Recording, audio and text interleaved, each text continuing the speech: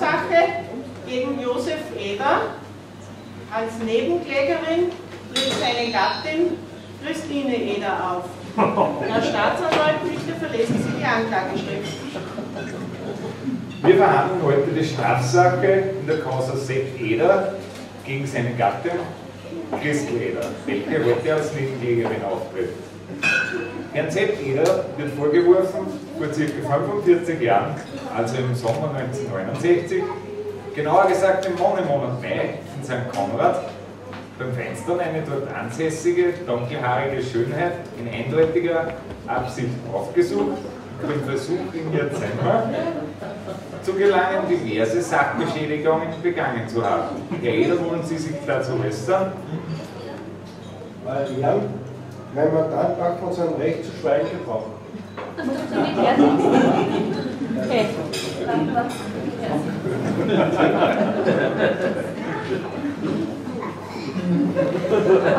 Wenn Sie schweigen, Herr Eder, dann treten wir in die Beweisaufnahme ein.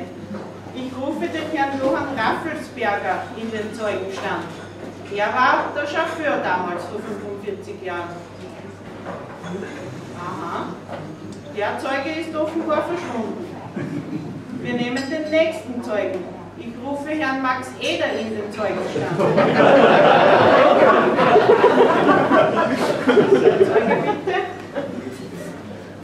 So.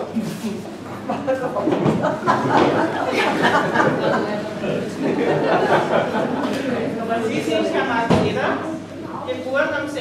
September 1952, Ehegatten, verheiratet, 3 Kinder und Pensionist. Wohnhaft am Beckerberg, in unmittelbarer Nähe des Angeklagten. Sie wissen, Herr Eder, dass Sie hier die Wahrheit sagen müssen. Tun Sie das nicht, können Sie mit einer Geldstrafe von mehreren Tagessätzen bis hin zu einer Haftstrafe verurteilt werden.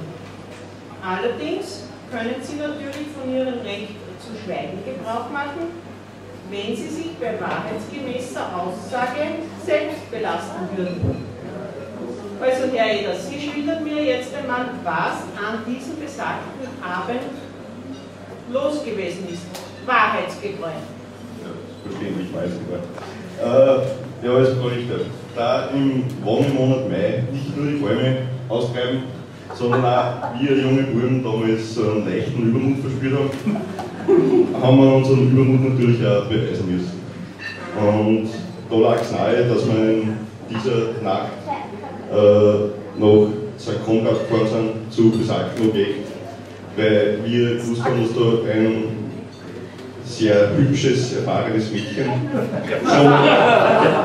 Und so haben wir natürlich den damals 15-jährigen Sepp dazu animieren müssen, dass ich einen aufregenden, unvergesslichen Besuch abstatte. Einspruch, Herr. Mein Mandant war 1969 40 Jahre. Gibt's gar nicht. Um ein Interesse am Fenster zu haben, sondern dass sich die 2 anderen Burschen nicht trauten, schickt man meinen Mandanten, der, wie ich zugebe, sehr blauig reagierte, haben sie noch fortgeschickt. Sagen Sie mal, Herr Eder, wo waren eigentlich Sie? Ja, ich war da gar nicht dabei, wir haben es vorher schon abgesetzt, weil ich wollte sowas nicht dabei sein.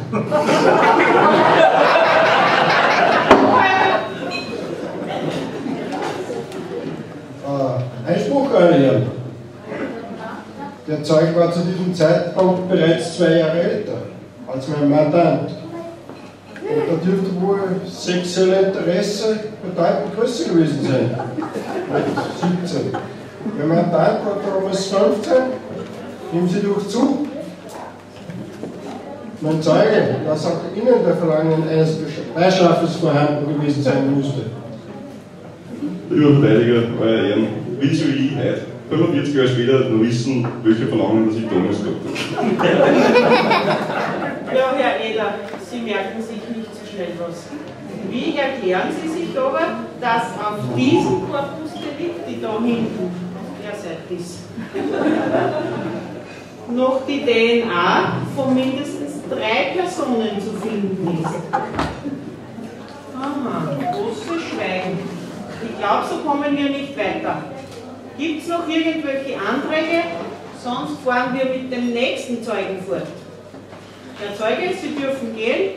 Ich rufe als nächsten Zeugen den Herrn Franz Eder in den Zeugenstand.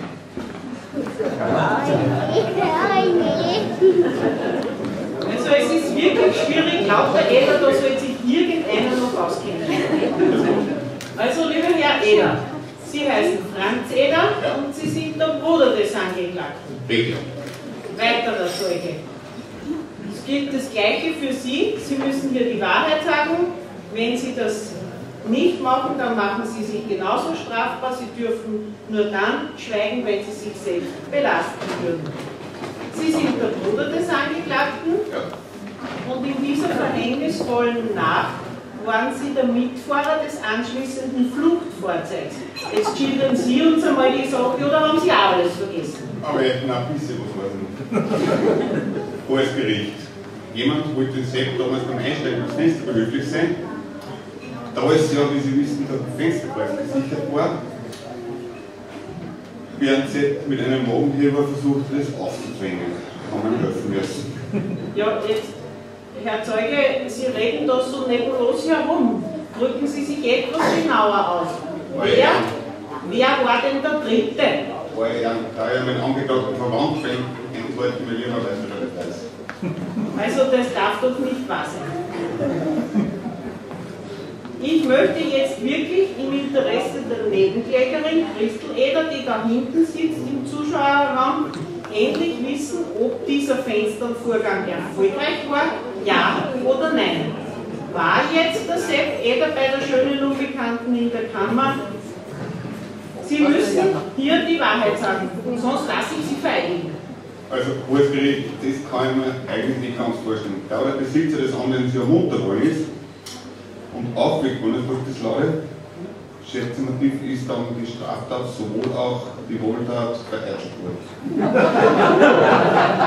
Herr Zeuge, kann das nicht so gewesen sein, dass Sie diejenigen waren, die unschuldigen kleinen Bruder, der was da jetzt sitzt, zu diesem abscheulichen Tat angestiftet haben und jetzt versuchen, diesen meinen Taten in die Schule zu schieben? Kann das nicht so gewesen sein? Ich beantrage zur weiteren Wahrheitsfindung von allen drei Beteiligten, Herrn Sepp Eder, Bruder Franz Eder sowie Herrn Max Eder, eine Speichelprobe zu entnehmen, um den DNA-Abgleich zu bestimmen. Zu diesem Zweck bin ich Herrn veranlasse ich einen Abstrich mit das Wattestäbchen aus der jeweiligen Mundhöhle zu entnehmen und zur Untersuchung ins Labor zu bringen. Diesem Antrag wird stattgegeben. Wir wollen doch schließlich und endlich die Wahrheit herausfinden. Schwester, bitte.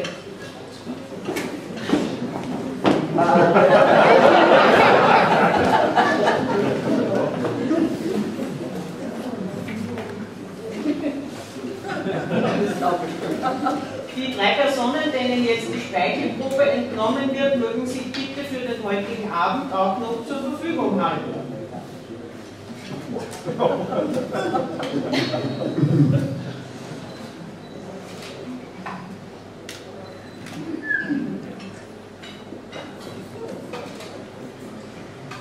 Es ist alles ganz genau angeschrieben, damit ja nichts passieren kann.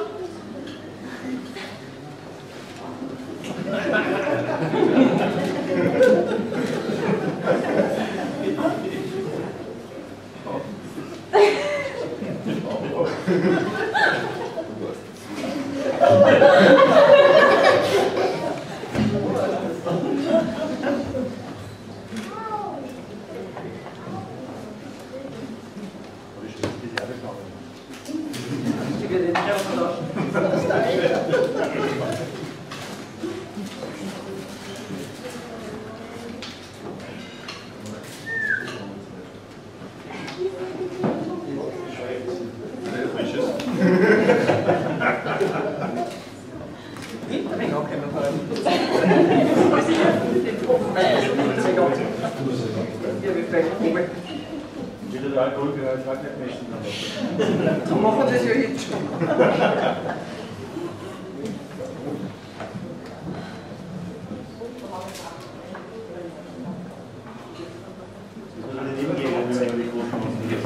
Beim Gericht ist immer nur der Maschine. Ja. Wenn Sie auch aufzugeben, war er bei das Bild. Was für Entschuldigung gibt, dann müssen wir das Kläger dann musst du sitzen und nicht posten. Was steht das?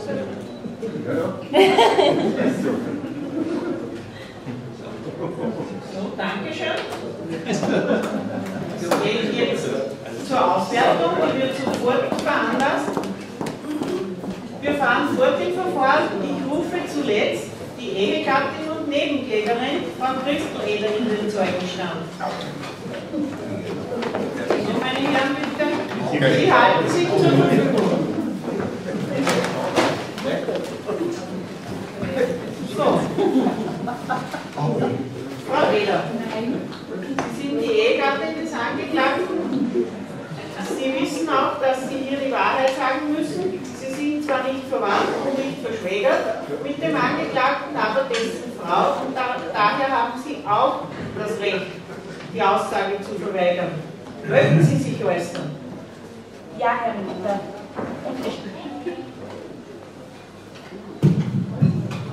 Ja, Herr Richter. Und es stimmt mir schon seit Jahrzehnten, dass mein Sepp nichts zu den Vorwürfen sagt. Und Sie auch nicht einmal verteidigt. Das tut weh, euer Herr. Nicht einmal jetzt sagt er was. Ich weiß schon nicht einmal, ob das Festival beim Sepp erfolgreich war. Vielleicht ist es schon bei der ich weiß gar nicht, wie das dir noch geheißen hat, kriegen, wie der Bauer dazwischen gegangen ist. Und das blöde Gesuderer, 40 Jahre lang daheim, wegen den Wohnheber,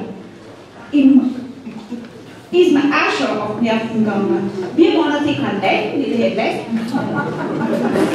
Aber ehrlich, Fruchtmenge hätte einen schon erkennen, der Bauer. Aber so sind es halt die Kleinboden. Was wir haben, das haben wir. Ah ja, und nur was, euer Herr. Ich habe gehört, dass man auch noch gut 40 Jahre lang DNA-Spuren finden kann. Ich hätte da nur ein altes Beweismittel von damals. Vielleicht findet man da noch ein paar Spuren drauf.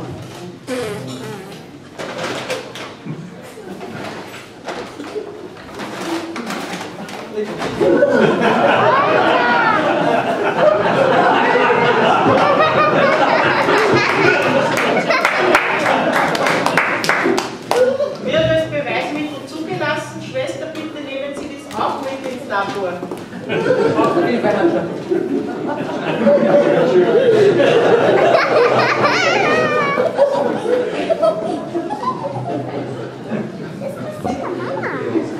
Also Frau Eder, und Sie müssen wissen, dass Sie Ihren Gatten gut kennen, dass Sie höchstens um einen Lausbubenstreich gehandelt haben. Ich beantrage Freispruch für meine Mandanten.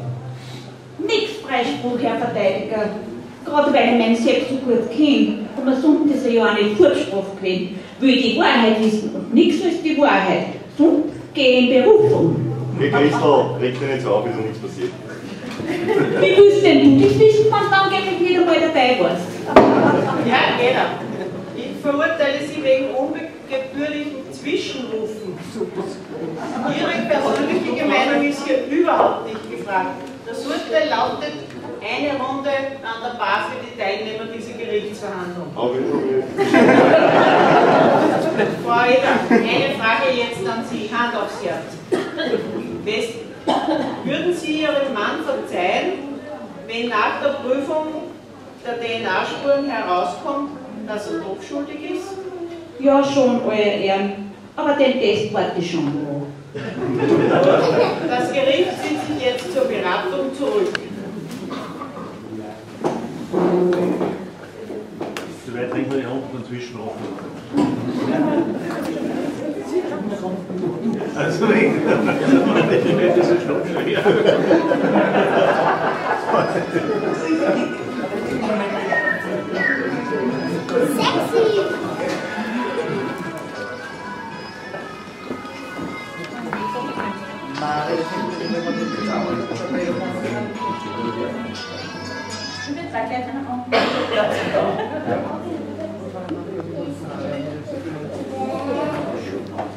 Sexy! Ich brauche es noch angeben.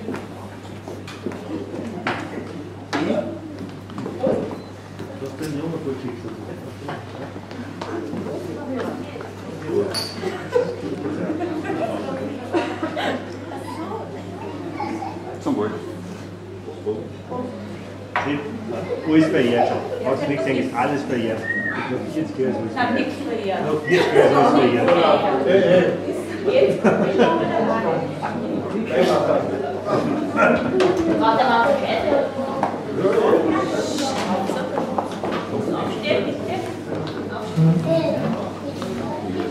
Oder?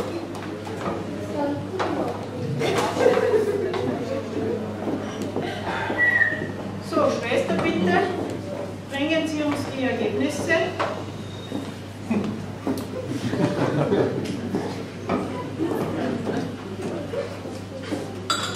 Wir haben hier die Auswahl der Testergebnisse der 3 DNA-Spuren. Das Ergebnis ist ganz klar.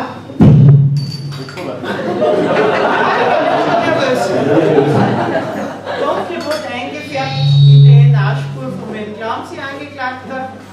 Von Eda Josef.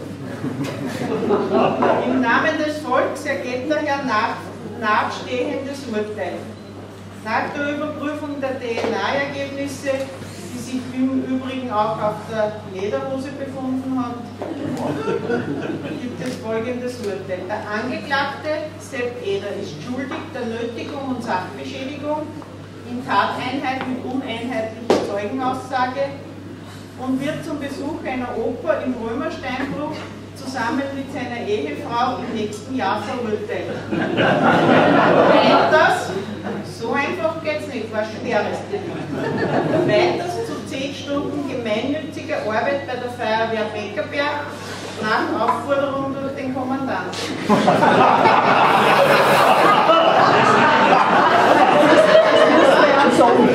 Angeklagter, Sie haben die Wahl, oder? Meine Frau Christel bekommt ein Jahr lang monatlich für einen ganzen Tag von 8 bis 18 Uhr Ausgang für eine ausgiebige Shoppingtour inklusive Taschengeld.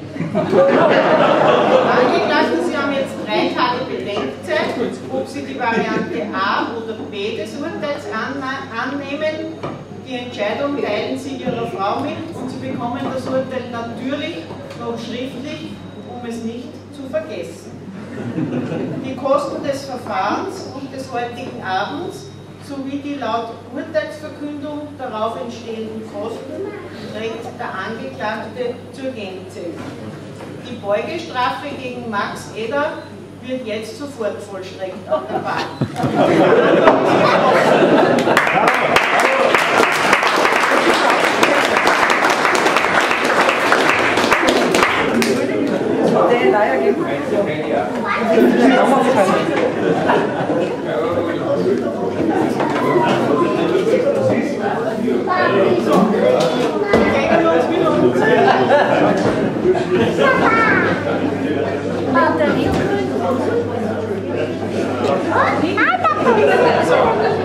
Ja, Eda, also du brauchst nichts.